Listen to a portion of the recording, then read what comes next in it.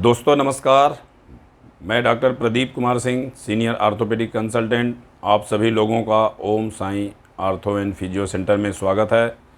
दोस्तों जो आज का टॉपिक है वो ये है कि जो हमारा हिप जॉइंट होता है, जिसको कूल्हे का जोड़ कहते हैं, उसमें दर्द होने के क्या क्या कारण हो सकते हैं और उसका पूरा डिटेल आपको बताऊंगा। लेकिन ये वीडियो थोड़ा सा लंबा होगा, तो कृपया लास्ट तक ज़रूर देखिएगा, तभी पूरा कूल्हे के दर्द का कारण समझ हम पाएंगे और उसका क्या ट्रीटमेंट होता है वो भी हम साथ के साथ बताते चलेंगे।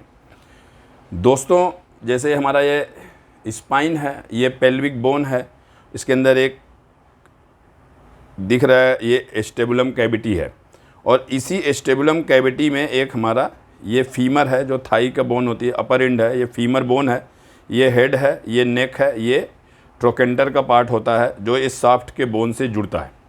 तो दोस्तों जो फीमर बोन होता है, जो थाई की बोन होती है, वो ये बॉल होता है। ये बॉल इस कप जो होता है, इसको स्टेबुलम कैविटी कहते हैं, इस कप के अंदर ये फिट होता है और इधर से इसके अंदर कैप्सूल अटैच होता है चारों तरफ से, और पीछे से हमारी मसल आगे से और पीछे से जुड़ा होता है।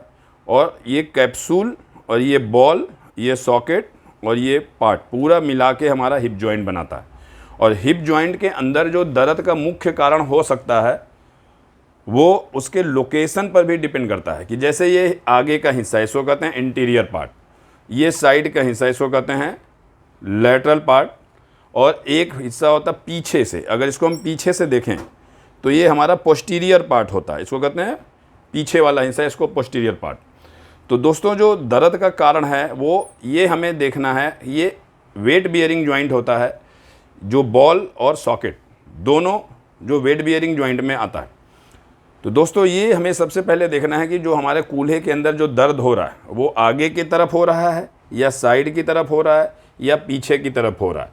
तो जो आगे की तरफ जो दर्द का मुख्य, जैसे आगे की तरफ कूल्हे में पेन हो रहा है आगे के हिस्से में, तो उसका क्या क्या कारण हो सकता है। इसमें सबसे पहला कारण होता है जो जिसको कहते हैं आर्थराइटिस। आर्थराइटिस दो तरह का हो सकता है, एक होता है एज रिलेटेड आर्थराइटिस जिसको कहते हैं ऑस्टियोआर्थराइटिस, दूसरा आर्थराइटिस होता है जिसको कहते हैं रूमेटॉइड आर्थराइटिस या एंकाइलोजिंग, जो immune system auto immune disease वाला होता है, जिसको कम उम्र की गठिया बोलते हैं। आर्थराइटिस में होता क्या है कि आर्थराइटिस के अंदर जो हमारा ये जॉइंट जो बनता है, जो बॉल और ये सॉकेट से, तो इसके अंदर जोड़ के अंदर ना गैप जो होता है वो कम हो जाता है और ये जो बॉल है ये बिल्कुल स्मूथनेस जो होता है वो गायब हो जाता है, वो इरेगुलरिटी आ जाती है। तो जिसकी वजह से जब भी हमारा ये बॉल अंदर घूमता है इस कूल्हे के अंदर, ये सॉकेट के अंदर, तो यहाँ पर पेन होना शुरू हो जाता है। तो आर्थराइटिस नॉर्मली ओल्ड एज में होता है, जिसको एज रिलेटेड जो ऑस्टियोआर्थराइटिस कहते हैं। जो अर्ली एज की जो होती है उसको कहते हैं रूमेटॉइड आर्थराइटिस। बेसिकली जो मुख्य कारण जो होता है वो एज वाला होता है, जिसको कहते हैं ऑस्टियोआर्थराइटिस। और इसका ट्रीटमेंट ये पता कैसे चलता है कि हमको आर्थराइटिस है कि नहीं है, ये हमको सिंपल इस पार्ट का एक्सरे कराएंगे तो इसके अंदर हमें बोन के अंदर इरेगुलरिटी मिलती है, बोन के अंदर जो जॉइंट जो स्पेस है वो रिड्यूस मिलता है, कम मिलता है। और जब अगर हम इसके अंदर कई बार ये नई हड्डियाँ बनी मिलती है, जिससे छोटी छोटी नई हड्डियाँ बनी होती है, वो एक्सरे के अंदर दिख जाता है। लेकिन अगर अर्ली आर्थराइटिस है तो एक्सरे के अंदर नहीं दिखता, वो एमआरआई के अंदर दिखता है। जैसे ये हिप जॉइंट है, सपोज करिए राइट हिप जॉइंट है, तो इस राइट हिप जॉइंट का अगर एक्सरे कराएंगे एपी व्यू, लेटरल व्यू, तो इसके अंदर आर्थराइटिस के जो चेंजेज हैं, जो नई बोन फार्मेशन है, स्मूथनेस है, जॉइंट स्पेस रिड्यूस हो रहा है, कम हो रहा है, वो भी दिखेगा। और एमआरआई अगर कराएंगे तो जो स्टार्टिंग आर्थराइटिस है वो भी दिख जाता है। अब हम इसका कहेंगे कि ट्रीटमेंट क्या होता है। इसका सबसे बेस्ट ट्रीटमेंट होता है आर्थराइटिस का, अगर हिप जॉइंट का है तो सबसे पहला चीज़ है कुछ दिन तक हमें बेड रेस्ट करना चाहिए, ज़्यादा घूमना टहलना नहीं चाहिए, थोड़ा रेस्ट करें। थोड़ी इसकी फिजियोथेरेपी होती है, जैसे इसके अंदर कुछ मसल को रिलैक्स करने की और जो अंदर सूजन है उसको घटाने के लिए कुछ फिजियोथेरेपी होती है, जो फिजियोथेरेपी सेंटर पर होता है। कुछ हम खुद भी कर सकते हैं, जैसे गर्म पानी की सेकाई, हॉट वाटर बैग होता है उससे सेकाई कर सकते हैं। कुछ एक्सरसाइज भी हैं जो कि इस हिप जॉइंट की मसल की स्ट्रेंथ बनाने की एक्सरसाइज होती है, वो करना पड़ता है। और कई बार हमको जैसे सूजन पेन हो रहा है तो एंटी इन्फ्लेमेटरी जो मेडिसिन होती हैं, जो दर्द कम करने की दवाइयाँ होती है, वो कई बार हफ्ता से 10 दिन लेने की ज़रूरत पड़ती है। दोस्तों कई बार रेस्ट से, फिजियोथेरेपी से, सिकाई से, एक्सरसाइज से अगर बात नहीं बनती तो कुछ कंडीशन में हमको यहाँ पे इस जोड़ के अंदर एक स्टेरॉयड होता है मिथाइल प्रेडनिसोलोन, उसका इंजेक्शन देना पड़ता है। कई बार इंजेक्शन से हमारी ये पेन ख़त्म हो जाती है और कई बार कुछ महीने और कुछ साल तक हमें दर्द नहीं होता। और सपोज करें कि ये जॉइंट की जो अंदर जो अर्थराइटिस हो बहुत सीवियर ग्रेड की हो, बहुत ज़्यादा अर्थराइटिस हो, बहुत सीवियर पेनफुल हो रहा, तो इस कंडीशन में हमारी मेडिकल ट्रीटमेंट या एक्सरसाइज और रेस्ट से बात नहीं बनती। उन कंडीशन में हमको ये पूरा का पूरा जो जोड़ है, इस पूरे जोड़ को हमें बदलना पड़ता है, जिसको कहते हैं टोटल हिप रिप्लेसमेंट। इसके अंदर ये बॉल भी चेंज होता है और जो एस्टेबुलम कैविटी है ये भी, एक सॉकेट भी चेंज होता है, तो इसको कहते हैं टोटल हिप रिप्लेसमेंट। इसके अंदर एक कैविटी, जो सॉकेट, एस्टेबुलम ये और ये बॉल, ये तो पूरा इसको चेंज कर देते हैं, जिससे मरीज को पेन ख़त्म हो जाता है। तो पहला कारण तो हुआ अर्थराइटिस। दोस्तों दूसरा कारण होता है जो इंटीरियर पार्ट में पेन होने का, उसको कहते हैं लेब्रल टीयर। लेब्रल टीयर में क्या होता है, जैसे ये बोन है और ये एस्टेबुलम कैविटी के बाहर एक कार्टिलेज की एक लेयर होती है जिसको लेब्रम कहते हैं। लेब्रम का क्या काम होता है कि इस बॉल को और डीपनेस, जैसे इसके बॉर्डर पर एक लेब्रम होता है जिससे ये सॉकेट और हमारा डीप हो जाता है, जिसके अंदर ये हमारा बॉल अंदर फिट होता है, तो वो कार्टिलेज का पार्ट होता है। कई बार ये टीयर हो जाए, कभी हमें चोट लग जाए, गिर जाए, तो ये लेब्रम जो होता है फट जाता है। जो लेब्रल टीयर होता है ये भी हमारे आगे के हिस्से में ही पेन हमें फील होता है, महसूस होता है। और लेब्रल टीयर जो होता है वो एक्सरे के अंदर नहीं दिखता, वो दिखता है एमआरआई के अंदर। एमआरआई के अंदर जब हमारा रिपोर्ट होगी उसमें दिखेगा कि लेब्रम फटा हुआ है, वो कई बार वो हल्की टीयर हो रखता है, कटा होता है। और इसको ट्रीटमेंट का, अगर हमारा माइनर लेब्रल टीयर है तो वो रेस्ट से, सिकाई से, फिजियोथेरेपी से और कुछ दर्द की गोली से ये काबू हो जाता है। मैक्सिमम केस में काबू हो जाता है। कई बार इनसे पूरी तरीके से काबू नहीं होता तो सेम इंजेक्शन जो अर्थराइटिस में दिया गया था, जो स्टेरॉयड का इंजेक्शन था, जो मिथाइल प्रेडनिसोलोन का, कई बार इसके अंदर हमें देना होता है। और कई बार इस इंजेक्शन से भी अगर ठीक नहीं हुआ, जो बहुत कम लोगों को होता है ऐसा, कि उस कंडीशन में हमको दूरबीन से, जिसको कहते हैं आर्थोस्कोपिक दूरबीन होता है, छोटा सा कट लगाते हैं, दूरबीन के थ्रू जाते हैं और जो लेब्रम फटा हुआ है उसको हम रिपेयर कर देते हैं। तो दूसरा लेब्रम टीयर का यही ट्रीटमेंट है। थर्ड कारण होता है कि इस जो बॉल है, बॉल के नीचे नेक का पार्ट है, इसको कहते हैं स्ट्रेस फ्रैक्चर नेक फीमर। ये कई बार अगर हमारा हड्डियां बहुत कमज़ोर है और हमारी एज बहुत ओल्ड है, अगर 60, 70, 80, 90, उनको कई बार हम ज़्यादा चला दिए या ज़्यादा चल के कहीं आए या कहीं उठने बैठने में कहीं झटका लग गया, तो कई बार ये नेक का पार्ट होता है ये टूट जाता है। इसको कहते हैं स्ट्रेस फ्रैक्चर नेक फीमर। ये फ्रैक्चर हो जाता है स्ट्रेस की वजह से, उनमें भी हमें आगे की तरफ कूल्हे के पास पेन होना शुरू हो जाता है। जो स्ट्रेस फ्रैक्चर है वो दो जांच में दिखती है, एक्सरे के अंदर दिख सकता है। जैसे इस कूल्हे में अगर पेन हो तो इसी कूल्हे का एक एपी व्यू और लेटरल व्यू हिप जॉइंट का कराते हैं एक्सरे के अंदर। तो अगर नेक के पार्ट में फ्रैक्चर है तो वो दिख जाएगा। कई बार जो बहुत बारीक फ्रैक्चर है तो एक्सरे में नहीं दिखता, उनमें कई बार हमको सीटी स्कैन या एमआरआई की ज़रूरत पड़ती है। दोस्तों स्ट्रेस फ्रैक्चर जो कई बार बहुत इम्पैक्टेड फ्रैक्चर हो, बहुत इम्पैक्टेड हो, अगर ये टिल्टेड नहीं है तो वो बेड रेस्ट से और हड्डियों की कैल्शियम की ताकत की दवाइयों से ये ठीक हो जाता है। कई बार ये इम्पैक्टेड नहीं है, स्ट्रेस फ्रैक्चर होकर ये पार्ट जो होता है टिल्ट हो गया। जब टिल्ट हो गया तो वो नॉर्मली बेड रेस्ट और दवाइयों से ठीक नहीं होता। उन कंडीशन में हमको इसकी सर्जरी करनी पड़ती है। सर्जरी दो तरह का होता है, एक होता है बाईपोलर मॉड्यूलर हेमी आर्थोप्लास्टी और दूसरा होता है सर्जरी जो कहते हैं total hip replacement. Total hip replacement वही सेम जो अर्थराइटिस में था, जिसके अंदर कटोरी भी चेंज कर देते हैं और ये बॉल सॉकेट भी चेंज कर देते हैं और बॉल भी चेंज कर देते हैं। कई बार खाली आधा बॉल का हिस्सा चेंज करते हैं, उसको कहते हैं हेमी आर्थोप्लास्टी। तो मैक्सिमम केस में हमें जिसको भी नेक फीमर स्ट्रेस फ्रैक्चर होता है तो बाईपोलर में जो सिर्फ बॉल बदलने से ही, लट्टू बदलने से ही हमारा काम चल जाता है। लेकिन अगर किसी को नेक फीमर के साथ में ऑस्टियो अर्थराइटिस भी है, जॉइंट के अंदर बहुत नई बोन फॉर्मेशन हो रखी है, जॉइंट स्पेस रिड्यूस, तो उस कंडीशन में हमको सॉकेट भी बदलना पड़ता है, जिसको कहते हैं total hip replacement. Interior part में जो पेन के कारण में जो लास्ट कारण, फोर्थ कारण है, उसको कहते हैं एक एवीएन। एवीएन मतलब ए वेस्कुलर नेक्रोसिस। उसमें क्या होता है कि जो ये बॉल है, बॉल के जो ब्लड सर्कुलेशन बिल्कुल रिड्यूस हो जाता है, ख़त्म हो जाता है, जिसकी वजह से बॉल डेड होने शुरू हो जाते हैं। बॉल डेड होता है, उसको कहते हैं ए वेस्कुलर नेक्रोसिस। इसकी जो ब्लड सर्कुलेशन है वो कम होते होते ये इरेगुलर हो जाता है, फ्लैट हो जाता है। तो वो लेट स्टेज में तो फ्लैट हो जाता है। लेकिन जो ए वेस्कुलर नेक्रोसिस होता है वो अर्ली स्टेज में तो हमें एमआरआई के अंदर दिखता है। एमआरआई के अंदर इसके ब्लड सर्कुलेशन रिड्यूस दिखेगा, इसके अंदर एडिमा दिखेगी, इसके अंदर इरेगुलरिटी दिखेगा, इसके अंदर फ्लैटनिंग दिखेगी। अगर लेट स्टेज है, अगर हमें इग्नोर करते गए और बहुत ज़्यादा दिन हो गया तो ये एक्सरे में भी दिखना शुरू हो जाता है। तो एक्सरे में क्या होगा कि ये पूरा बॉल है ना जो फ्लैट दिखने लगेगा, डिफॉर्म शेप में दिखने लगेगा। तो एवेस्कुलर नेक्रोसिस का भी जो ट्रीटमेंट होता है अर्ली स्टेज में, तो रेस्ट से, फिजियोथेरेपी से, एक्सरसाइज से, दर्द की गोली से ये चीज़ कई बार हमारा सिम्टोमेटिक रिलीफ हो जाता है, और कई बार हमें कुछ महीना कुछ साल तक भी हमें ये पेन से छुटकारा मिल जाता है। लेकिन अगर हमारा थोड़ा सा स्टेज आगे है तो उस कंडीशन में हम क्या करते हैं, इसमें कोर डीकम्प्रेशन करते हैं। कोर डीकम्प्रेशन में क्या होता है कि इसके अंदर छोटे छोटे होल बना देते हैं, जो यहाँ से सुराग बनाते हैं सर्जरी करके, स्पाइनल एनेस्थीसिया में सुराग जो यहाँ से लेते हैं और ये हेड तक हमें सुराग बना देते हैं, 2-3 सुराग बना देते हैं, जिससे इसके अंदर का जो प्रेशर है वो कम हो जाता है, जिसकी वजह से ब्लड सर्कुलेशन हमारे चारों तरफ है वो इम्प्रूव हो जाता है, जिसकी वजह से हमारा जो फ्लैटनिंग है, जो अंदर जो ब्लड सर्कुलेशन नहीं मिल रही है वो मिलने शुरू हो जाती है। वो अर्ली स्टेज में कोर डीकम्प्रेशन हम कर सकते हैं।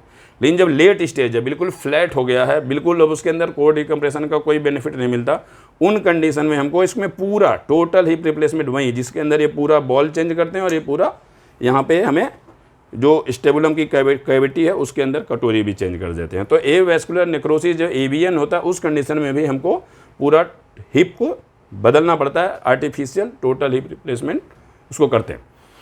दोस्तों ये तो हुआ आगे के हिस्से में अगर पेन हो रहा है। अगर किसी को साइड में पेन हो, थाई के साइड में, ये साइड वाला हिस्सा में पेन, उसको कहते हैं lateral hip pain. Lateral hip में सबसे कॉमन कारण होता है ये जो ट्रोकेंटर एरिया है, ये ट्रोकेंटर एरिया कहते हैं, इसके अंदर एक बरसा होता है, झिल्ली होती है, वो झिल्ली कई बार सूज जाती है, उसको कहते हैं इन्फ्लेम बर्साइटिस, जिसको कहते हैं ट्रोकेंट्रिक बर्साइटिस। इस ट्रोकेंटर के ऊपर जो बरसा होता है सूज जाता है, उसको कहते हैं ट्रोकेंट्रिक बर्साइटिस। ये भी एक्सरे में नहीं दिखता, ये भी एमआरआई के अंदर दिखता है। और इसका ट्रीटमेंट जो होता है ये रेस्ट करना, सिकाई करना और गोली जो पेन कम करने की, जिसको कहते हैं एंटी इन्फ्लेमेटरी, जो सूजन और दर्द कम करने की दवाइयाँ होती हैं, कई बार यहाँ पे इंजेक्शन लगाना पड़ता है। वहीं मिथाइल प्रेडनिसोलोन जो स्टीरॉयड का इंजेक्शन होता है वो एक लगा के ये पेन मैक्सिमम टाइम ये ठीक हो जाता है। लेट केस में जिसके अंदर जो कि अगर ये नहीं ठीक हुआ तो उन कंडीशन में हमको इसको, ये जो बरसा होता है इसको सर्जरी करके इसको हमें हटाना पड़ता है। लेकिन ये बहुत रेयर कंडीशन होता है, बहुत कम लोगों में ऑपरेशन की ज़रूरत पड़ती है, नहीं तो रेस्ट, एक्सरसाइज, सूजन दर्द की गोली और इंजेक्शन, लास्ट में इंजेक्शन होता है, उसी से ठीक हो जाता है। तो ये लेटरल कारण में सिर्फ एक ही कारण है जिसको कहते हैं ट्रोकेंट्रिक बर्साइटिस। कई बार हम करवट लेके सोते हैं ज़्यादा देर, तो इस लेटरल साइड में जो बरसा होता है, जो मांसपेशियों के अंदर जो एक झिल्ली होती है, बबल सा, वो फूल जाता है, सूज जाता है, जिसकी वजह से दर्द होता है। तो ये तो लेटरल कारण हो गया। और एक होता है पोस्टीरियर कारण, जो पीछे की तरफ अगर हमें कूल्हे में पेन हो रहा है तो क्या क्या मुख्य कारण हो सकता है। पीछे की तरफ जो पेन होता है उसके सबसे कॉमन मुख्य कारण होता है जिसको कहते हैं पायरीफार्मिस सिंड्रोम। पायरीफार्मिस सिंड्रोम क्यों कहते हैं? पायरीफार्मिस होता क्या है, ये जो एक नॉच है, अगर ये पूरी कूल्हे की हड्डी देखें तो इसके अंदर एक नॉच होता है, इसको कहते हैं पायरीफार्मिस नॉच। अब इस नॉच के अंदर क्या होता है, इधर से जो नर्व है, जो हमारी ये नर्व है, ये सारी जो रीढ़ के हड्डी के बीच में निकले लंबर नर्व जो होता है L4, 5, L5, S1 या L3, L2, ये सारे नर्व इकट्ठे होके आगे के हिस्से से होते हुए, इस नॉच से होते हुए ये पीछे थाई के नीचे जाते हैं। पायरीफार्मिस सिंड्रोम में होता क्या है ना, यहाँ पे एक मसल होता है, वो अटैच होता है इस नर्व के साथ में। कई बार क्या होता है कि इस मसल के अंदर स्पाजम आ जाता है, मसल अकड़ जाती है। मसल अकड़ने की वजह से जो इसके बीच से ये जो नर्व जा रही है, जो सियाटिक नर्व होती है, जो इस 3-4 नर्व को जोड़ के बनती है, वो उसके अंदर प्रेशर पड़ने लगता है, जिसकी वजह से हमें नर्व के अंदर कंप्रेशन आने लगता है, जिसकी वजह से पैरों में टिंगलिंग होने लगता है, झंझनाहट होने लगती है, पैर सुन्न होने लगता है। जब हम वॉकिंग करते हैं, स्पेशली बटक वाले एरिया में भी झंझनाहट होता है, कई बार सुन्न होता है, कई बार ये नीचे हमें टांगों में भी दर्द जाना शुरू हो जाता है। और अगर हम स्पेशली सीढ़ी ऊपर नीचे करें तो भी पेन ज़्यादा होता है। ये कई बार उन लोगों में ज़्यादा होता है जो पीछे पॉकेट के अंदर पर्स रखते हैं, उन लोगों में ये पायरीफार्मिस सिंड्रोम की संभावना ज़्यादा होती है। वो सियाटिक नर्व के कंप्रेशन की वजह से होता है। और इसका ट्रीटमेंट क्या है? Basic treatment. और ये दिखता है, सिर्फ एक ही जांच है, वो है एमआरआई के अंदर, एक्सरे के अंदर नहीं दिखता। और इसका बेसिक ट्रीटमेंट है इसकी सेकाई, बर्फ़ की भी सेकाई कर सकते हैं, गर्म पानी की भी सेकाई कर सकते हैं, रेस्ट और स्ट्रेचिंग एक्सरसाइज और एंटी इन्फ्लेमेटरी मेडिसिन, वहीं सूजन और पेन कम करने की दवाई होती है, कई बार जो पायरिफॉर्मिस सिंड्रोम है, पायरिफॉर्मिस जो सियाटिक नर्व के अंदर प्रेशर पड़ा, उसमें भी स्टीरॉयड का इंजेक्शन लगाना पड़ता है। और बहुत रेयर कंडीशन में इस पायरिफॉर्मिस सिंड्रोम में सर्जरी करके मसल को रिलीज करते हैं, जिससे कि ये सियाटिक नर्व हमारी फ्री हो जाती है। दोस्तों, एक पोस्टीरियर कारण में एक और कारण होता है, जिसके अंदर ये हमारी होती है सैक्रोइलियक जॉइंट। ये सैक्रम है, ये इलियक बोन है। तो इस सैक्रोइलियक जॉइंट के अंदर भी अगर प्रॉब्लम हो तो भी सैक्रोइलियाटिस कहते हैं। और इसमें भी हमें कई बार कूल्हे के पार्ट में दर्द होता है और कई बार बैक में पेन होता है।